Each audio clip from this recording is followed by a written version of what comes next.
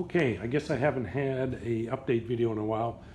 Some of my friends said they haven't seen some of the additions and whatnot, so we'll just take a quick video. So here is the alcove, what I call the alcove. I had a drywall people do a level 5 ceiling on here and the walls and everything. I have to paint it, no texture, gonna paint it light gray, make it my tool crib, toolboxes and stuff will be there.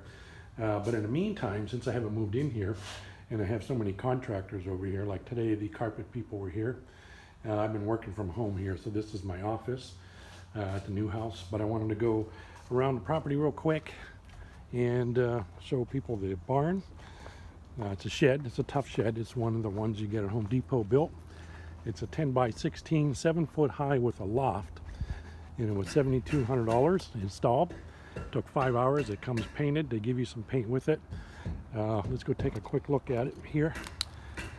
So I put a nice light. This light is coolness. It's LED and it puts a nice warm glow, and it really lights this place up at night because this is so big a property. It gets pretty spooky out here at night. So here's the inside of it. My friend Chuck built the loft for me. We found some 20-foot 2x4s from the chicken coop or the dog kennel that the other guy left here. And I bought the plywood, and he built some really nice loft up here. It's really big, so I should be able to cram a lot of my junk in. Haven't moved a lot of stuff in. I have some shelves and whatnot that I have to build. But that's what this shed is. Turns out that this alone and the garage and everything else is still not going to be enough to store all my crap. So I ordered another one of these. I'm going to get a bigger one, 4 foot bigger, a 10 by 20. Same size, and it's going to be on the other side of the house. I'll show you that. Makeshift driveway made for back here. This was all the crap area, the stinky chicken coop. It no longer stinks. We actually have really substantial, sizable bonfires back here. I planted a whole bunch of grass seed for erosion control. Here's what's going to be the tractor barn. Excuse me, the grass is coming in really nice. I'm actually getting the meadow. Why some of it's not coming in, I don't know. But we cleared all this off of here and all this junk out of here, most of it. This is 12 by 20. I have a neighbor who's going to build me a shed, kind of a sloped ceiling or sloped roof shed. The neighbor's been doing some property line adjustments. Originally thought my property line was going to be over there, but then he went and moved it. He's doing some surveying. He's building a 2,500 square foot lot or house on this 1.3 acre lot. And I lost a little bit of land, but I still, okay, that stake is where my property line is. It's going to be a little close here, but we worked a deal that I could steal a couple of feet because I'm going to put a driveway, gravel road here to get the tractor in the other side. Got a bunch of trails back here. Let's see, had a dangerous situation with a bunch of dead trees falling down. One pinned me in the tractor, and I said that was enough. Hired a tree company out here, and they cut all the dead trees and the dangerous ones. This one was pulling up out of the ground. You can see it was sloped. Hated to see that one go. That was a huge tree, and it came down with a thump. The guy got a bunch of firewood out of it anyhow. 12 trees I think they cut down here that they deemed, or we together deemed, were unsafe. And we found a couple of more after they left that are dead standing, and I don't want those here. Those are what they call widow makers. A couple of leaners. Just too many trees. I got to clear all this out. I'm gonna walk here real quick. I'm on my lunch break at work. I finally got to this corner of the property after 4 months. I wasn't able to walk back here, but with the tractor and chainsaw and everything else, I actually managed to get back here. Here was another big dead tree. This one was leaning over that private road, the gravel road over there. And there's high tension lines, 12 kV lines right there. I didn't want that to fall over on those power lines. That would take out a street and a half, 2 streets over here. Actually, one big street. But look, I got all this cleared out. This is where the dead tree pinned me in here. But we got them to whack all that out of here. Looks like I'm not going to get an easement to this little private gravel road. People are really nice. I was going to work a deal that can maintain their road, their gravel road, with my box blade. Everybody on the street was in favor except for 3 people, so no easement. That's the way that goes. But I'm going to clean all this out anyhow. I might put a little walking gate. My friend Luke's over here. He helped me quite a bit when I bought the house. Him and his wife, they have rentals and they do construction, and they pulled the old carpet out. In fact, he's the one going to be building a shed for me. You can see he's building a wood shop out back there. So I told him just duplicate what he's got here. He gave me a materials list, so as soon as I get that lumber ordered and delivered, he'll start building a shed for my tractor, the Kubota. And I'm not going to do much here until the fall. More cleanup, more campfires. Making little trails here. Oh, another mole. Oh, he's going to be toast. There was a big maple tree, a healthy one, or a live one, that was leaning way over this fence into this Michelle's backyard here, over her trampoline. She didn't object to it, but she said it wouldn't faze her whether it went or not. I didn't like my trees hanging over there. It was really dumping leaves and helicopters there. So I paid the tree compass, just cut it, whack it. We don't need it. She didn't care. So that opened this up. I mean, it opened up here because I had to get the tractor in here to pull out a bunch of little trees just to be able to get the chainsaw guys back there to cut that. It was that thick. More wood, firewood everywhere. Got a rock farm over here. There's the box blade. Stacking up wood here. I've been giving a lot of this wood to the neighbors across the street. Older couple. I give them this little stuff, that little dead stuff. I mean, some of this stuff's been dead laying out in the forest back there for years. And the nice thing about these small ones is they don't have to split them, because they don't have a means to split them. So I just gather them up, throw them in a bucket of the tractor, and we got a running thing going. I just dump it in the front yard. No sign, no nothing. So I told them, when they see wood in the front, take it. And that's what they do. They get up early, bring a wheelbarrow over, and they load up their little wood shed. Okay, more wood there. Got the Challenger out first time this year the other day. Empire today.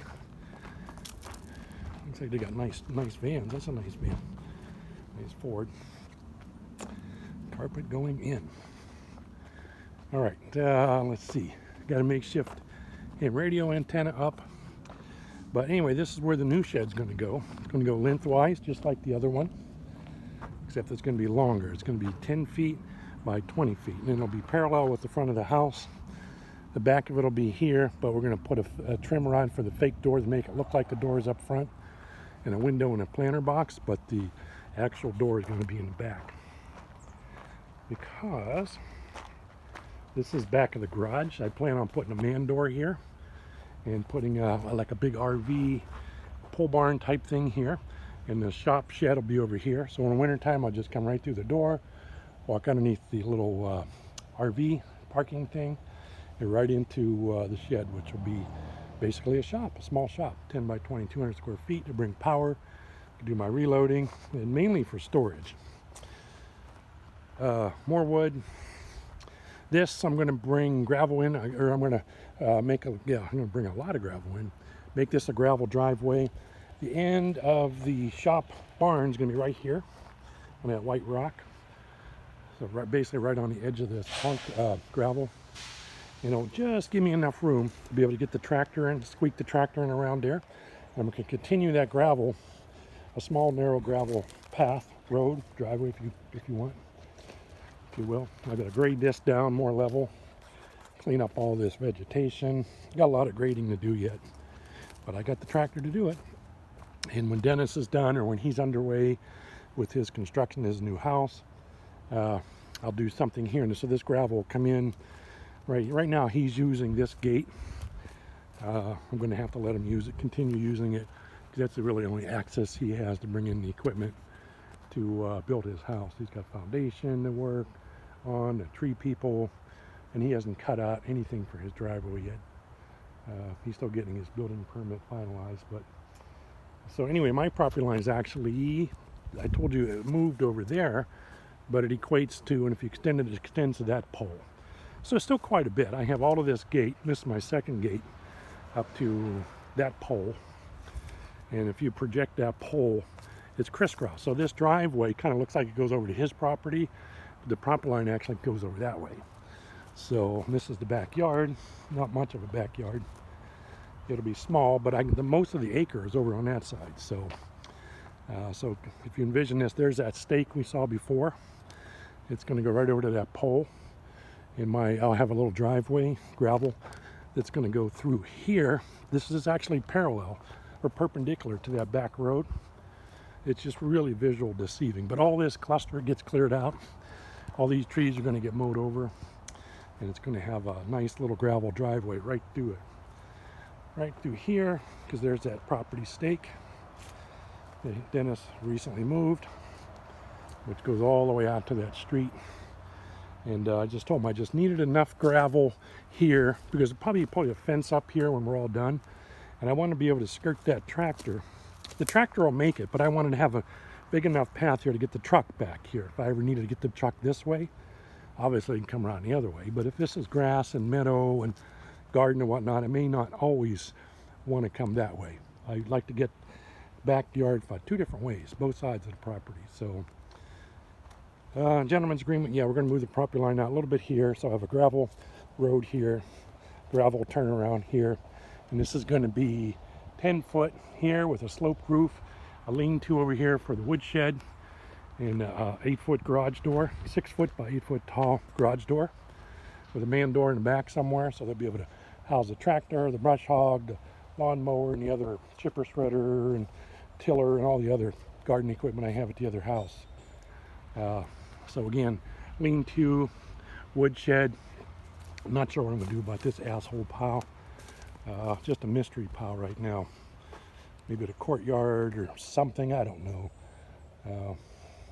I envision just kind of this big giant patio, right? I don't need anything, just really something nice. You just kind of hang out. Picnic table, drink beer. I'm going to have horseshoe pits out here, bocce ball, cornhole, that kind of stuff. So it's going to be great. Those are kind of my visions here. Got a long way to go. Just spending money like a drunken sailor. That's all I know. The spending's got to stop. But at the end of the day, I'll get a nice piece of property, hopefully a nice house that I can enjoy, and keep me busy. I want to do ham radio stuff. I don't want to do house stuff. But anyway, there's the new roof. Not all done. I got to get that underneath painted. I'm probably just going to buy a sprayer, do it myself. That board's a little warped, but. And then we go back into the garage, into my man cave, and back to work.